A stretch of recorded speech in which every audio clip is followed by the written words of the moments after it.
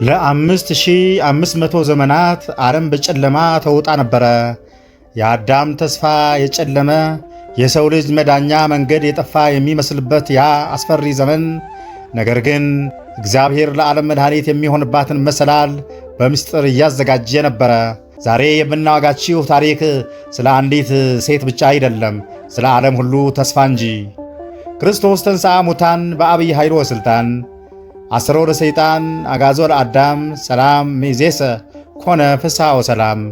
እንኳን ለብርሃነ ትንሣኤውና ለልደታ ማርያም በዓል በሰላም አደረሳችሁ አደረሰን። ዛሬ ከሰው ልጆች ሁሉ በላይ ስለ ከበረችው ከመላእክትም በላይ ከፍ ስላለችው ስለ ድንግል ማርያም የወርቅ ሰንሰለትና ምስጢር ከቴክታና ከጴጥርቃ ሕልም ጀምሮ በዝርዝር እንመለከታለን። ይህንን ቪዲዮ እስከ መጨረሻው ካያችሁት በኋላ ስለ እመቤታችን ያላችሁ እይታና ፍቅር ዳግም ይለወጣል። ታሪካችን የሚጀምረው ጌታችን መድኃኒታችን ኢየሱስ ክርስቶስ ከመወለዱ ከብዙ ዘመናት በፊት ነው።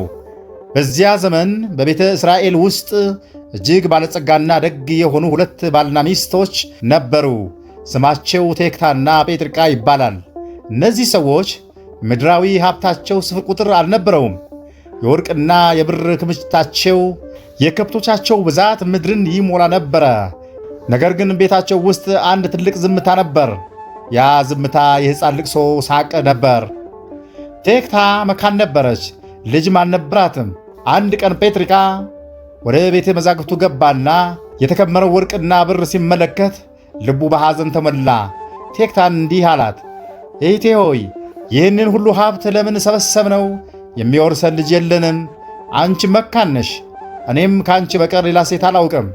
ምን ይሻላል? ቴክታም በታላቅ ትሕትና መለሰች፣ ወንድሜ ሆይ አምላክ እስራኤል እኔ ልጅ ቢነሳኝ አንተ ያለ ልጅ ትቀራለህን? ከሌላ ሴት ውለድና ወራሽ ሁንህ አለችው። ጴጥርቃ ግን እንዲህ አለ፣ እኔ እንኳን ስላደርገው በልቦናዬ እንኳ እንዳላስበው አምላክ እስራኤል ያውቃል፣ ከአንቺ ውጭ ሌላ ሴት አላውቅም አላት። ቴክታም እንግዲያውስ አምላክ እስራኤል የሚያደርገውን እርሱ ያውቃል ብላ በጸጥታ ተቀበለችው። በዚያው ምሽት እግዚአብሔር የእነዚህን ቅዱሳን ሰዎች ትዕግሥትና ፍቅር ተመለከተ። ቴክታ በሕልሟ ድንቅ ነገር አየች። ከማኅፀኗ ነጭ ጥጃ ስትወጣ፣ ያችም ነጭ ጥጃ ሌላ ነጭ ጥጃ ስትወልድ፣ እንዲህ እያለ እስከ 7 ትውልድ ደረሰ። በሰባተኛው ትውልድ ላይ ግን አንድ አስደናቂ ነገር ሆነ። ያቺ ነጭ ጥጃ ጨረቃን ወለደች። ጨረቃዋም ደግሞ ፀሐይን ወለደች። ቴክታ በድንጋጤ ከእንቅልፏ ነቃች። በጠዋት ወደ ሕልም ፈቺ ዘንድ ሄዱ። ያ ሕልም ፈቺ በመንፈስ ቅዱስ ተመርቶ እንዲህ አላቸው፣ እግዚአብሔር በምሕረት ዓይኑ ጎብኝቷችኋል። እነዚህ 7ቱ ነጭ ጥጃዎች ከንጽሕና ወደ ንጽሕና የሚወለዱ ኃጢአት የማይነካቸው 7 ትውልዶች ናቸው። 7ተኛዋ ጨረቃ ግን የዓለምን ጨለማ የምታበራ ከሰው ልጆች ሁሉ የከበረች ከመላእክትም በላይ ከፍ ያለች ሴት ትወልዳላችሁ። የፀሐይ ነገር ግን ምስጢሩ እጅግ ጥልቅ ነው፣ ለጊዜው አልታወቀኝም አላቸው። ያን ጊዜ ቴክታና ጴጥርቃ ደስ አላቸው። ቴክታም በዚያው ወራት ጸነሰች፣ በ9 ወሯም ሴት ልጅ ወለደች። ስሟንም ሄመን አሏት።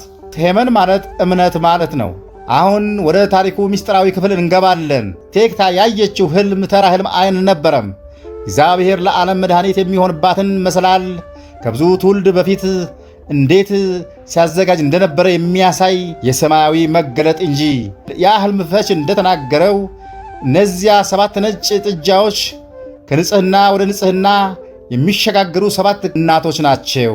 ይህ በቤተ ክርስቲያናችን የወርቅ ሰንሰለት ተብሎ የሚጠራው የትውልድ ቅብብል ከቴክታ ጀምሮ እስከ ዓለም ንግሥት እስከ ቅድስት ድንግል ማርያም ድረስ ያለውን ሂደት በዝርዝር እንመለከታለን። የሰንሰለቱ መጀመሪያ ቴክታና ጴጥርቃ ናቸው። ቴክታ ማለት ጥንተ መሠረት እንደማለት ሲሆን፣ ጴጥርቃ ደግሞ ክቡር አባት ማለት ነው። እነዚህ ቅዱሳን በሕልማቸው ያዩት ያ የመጀመሪያ ነጭ ጥጃ እግዚአብሔር ለእነርሱ የሰጣቸው የቅድስና ቃል ኪዳን ያመለክታል። ከእነርሱም የማኅፀን በረከቱ ተወለደ።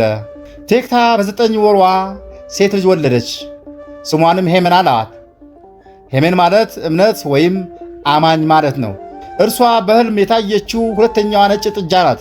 ሄመን ስታድግ በቤተ ክርስቲያን ሕግ ተጋብታ እንደ እናቷ በንጽሕና ጸንታ በመኖር ሌላዋን የቃል ኪዳን ፍሬ ተካች። ደርዴ በዘመኗ እጅግ ምግባረ መልካም የነበረች የአባቶቿን ሕግና ሥርዓት ጠብቃ የኖረች እናት ነች።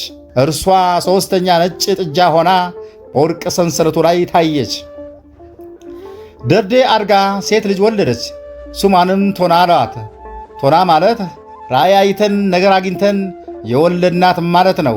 ይህ ስያሜ የተሰጣት ወላጆቿ አምላክ እስራኤልን በጸሎት ለምነውና በራእይ ተረድተው ስላገኟት በረከተ ምስክር ይሆን ዘንድ ነው። ቶና አራተኛዋ ነጭ ጥጃ ሆና ቅድስናዋን አቀበለች። ቶናም ለአቅመ ሔዋን ስትደርስ ተጋብታ ሴካርን ወለደች። ሴካር ማለት ከዘመዶቻችን የተገኘች ወይም የወገን ኩራት ማለት ነው።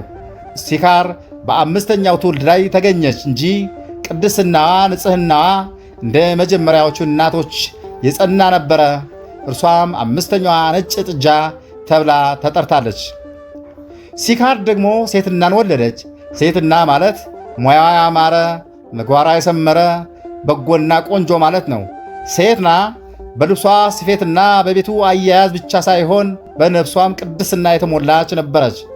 ስድስተኛዋ ነጭ ጥጃ ሆና ስለ ሰባተኛዋ ለታላቁ በረከት መንገድ አዘጋጀች። ሴትና አድጋ ሴት ልጅ ወለደች። ስሟንም ሄርሜላ አለችው። ሄርሜላ ማለት ከክብሮችና ከባለጸጋ ወገን የተወለደች ማለት ነው። ሄርሜላ ለዓለም ሁሉ ጸጋ የሆነችውን ቅድስት ሐናን የምትወልድ እናት ሆና ተመረጠች። እነዚህ ከሰባቱ ቅዱሳን እናቶች በኋላ የመጨረሻዋና የዓለም ሁሉ እናት የምትሆን ቅድስት ሐና ተወለደች። ሐና ማለት በሃይማኖትና በምግባር የጸናች በንጽሕና የተሸለመች ደግ ፍጥረት ማለት ነው። እንግዲህ ልብ በሉ፣ እነዚህ ሰባት ትውልዶች ነጭ ጥጃ መባላቸው አንደኛ እንደ ጥጃ ንጹሕና ነውር የሌለባቸው በመሆናቸው ነው። ሁለተኛ እንደ ነጭ ቀለም ከኃጢአት የራቁ በመሆናቸው ነው። በሕልሙ የታየችው ጨረቃ እመቤታችን ቅድስት ድንግል ማርያም ስትሆን ከእርሷም የወጣው ፀሐይ ደግሞ የዓለም ብርሃን ጌታችን መድኃኒታችን ኢየሱስ ክርስቶስ ነው። ይህ የወርቅ ሰንሰለት ተጠብቆ የቆየው ጌታችን የሚለብሰውን ንጹሕ ሥጋ ከንጹሕ ዘር ይነሳ ዘንድ ነው። ይህ ሁሉ ቅድስና ያለበት ትውልድ ግን አንድ ትልቅ ፈተና ከፊቱ ይጠብቀው ነበር። ሰባተኛዋ ነጭ ጥጃ ሄርሜላ የወለደቻት ቅድስት ሐና ለአካለ መጠን ስትደርስ ከቅዱስ ኢያቄም ጋር ተጋባች። ነገር ግን ለ20 ዓመታት ያህል ማኅፀኗ ዝግ ሆነ። ዓለምን የምታበራው ጨረቃ እንዴት ትወልድ ይሆን? አብረን እንመለከታለን። ቅድስት ሐና ለአካለ መጠን ስትደርስ በቤተ እስራኤል ዘንድ እጅግ የተከበረ ከነገደ ይሁዳ ለተወለደው ለቅዱስ ኢያቄም በጋብቻ ተሰጠች። ኢያቄም ማለት እግዚአብሔር ያዘጋጃል ወይም እግዚአብሔር ያቆማል ማለት ነው።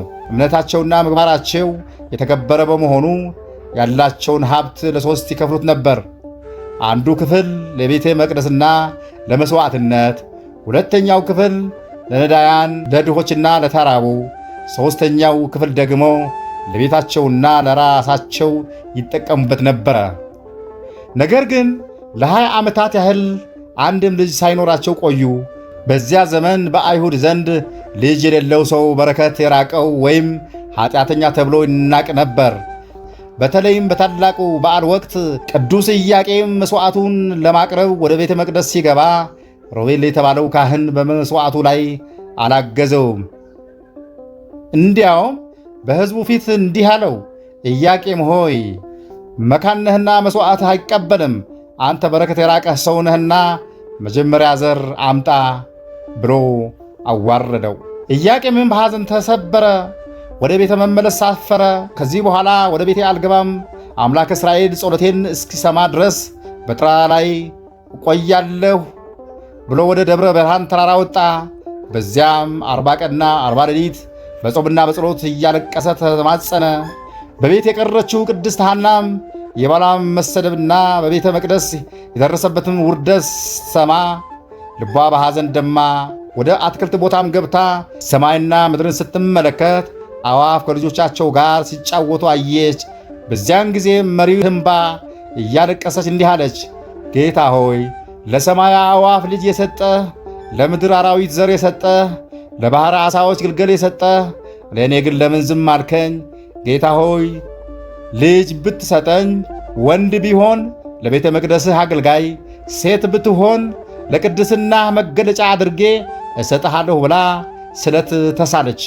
እግዚአብሔር የጽኑዓንን ጸሎት አይንቅም። የኢያቄምና የሐና ጸሎት ሰማየ ሰማያትን ሰንጥቆ እግዚአብሔር ፊት ደረሰ። ሐምሌ 30 ቀን ዓለም የምትናፍቀው ያ የምሥራች ድምፅ ተሰማ። መልአኩ ቅዱስ ገብርኤል በታላቅ ብርሃን ተገለጠ። መጀመሪያ በተራራ ላይ ለነበረው ለኢያቄም ተገለጠለትና እንዲህ አለው፣ ኢያቄም ሆይ ጸሎቱ ተሰምቷል። ሚስትህ ሐና ዓለም ሁሉ የሚባረክባትን ዘር ትወልዳለች። በዚያው ሰዓት ደግሞ በቤት ውስጥ ለነበረችው ለሐና ተገለጠላትና ሐና ሆይ የምሥራች ጸሎትሽ ተሰምቷል። በአንቺ አማካኝነት የዓለም ድህነት ይከናወናል አላት። ኢያቄምና ሐና ይህንን የምሥራች ከሰሙ በኋላ ለእግዚአብሔር ለሚሰጣቸው ቅዱስ ስጦታ ራሳቸውን አዘጋጁ። ከሐምሌ 30 ጀምሮ ለ7 ቀናት ያህል አልጋ ለይተው በጾምና በጸሎት ቆዩ። ነሐሴ 7 ቀን ቅድስት ሐና በከበረች ሰዓት ጸነሰች። ይህ ጽንስ እንደ ተራ ሰው ጽንስ አልነበረም፣ የብርሃን እናት የምትሆን የብርሃን ጽንስ ነውና። በማኅፀኗ ሳለች ታላላቅ ተአምራት ይታዩ ነበር። ሐና አጠገብ ያለፉ የታመሙ ሰዎች የእሷን ጥላ ሲረግጡ ብቻ ካሉበት ደዌ ይፈወሱ ነበረ። በዐይናቸው ማየት የማይችሉ ዕውሮች የሐናን ፊት በትኩረት ሲመለከቱ ዐይናቸው ይበራ ነበር። ምድራዊ ፀሐይ ሲጠልቅ ከሐና ማኅፀን የሚወጣው ብርሃን ቤቱን ያበራው ነበረ። ነገር ግን ጨለማ ብርሃን አይወድምና በዚያ ዘመን የነበሩ የአይሁድ ምቀኞችና የክፋት ሰዎች ነገሩን ሰሙ። ይህች ሴት የምትወልደው ሕፃን የእኛን ንግሥና ይሽራል በማለት ሐናን ሊገድሏት ይከታተሏት ጀመር።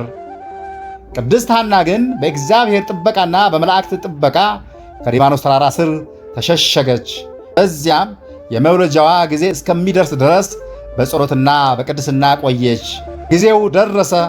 9 ወር ከ5 ቀን ሲሆን ግንቦት 1 ቀን የዓለም ሁሉ ተስፋ የአዳምና የሔዋን የእንባቸው መታበሻ የሆነችው ቅድስት ድንግል ማርያም የምትወልድባት ያች የብርሃን ሰዓት መጣች።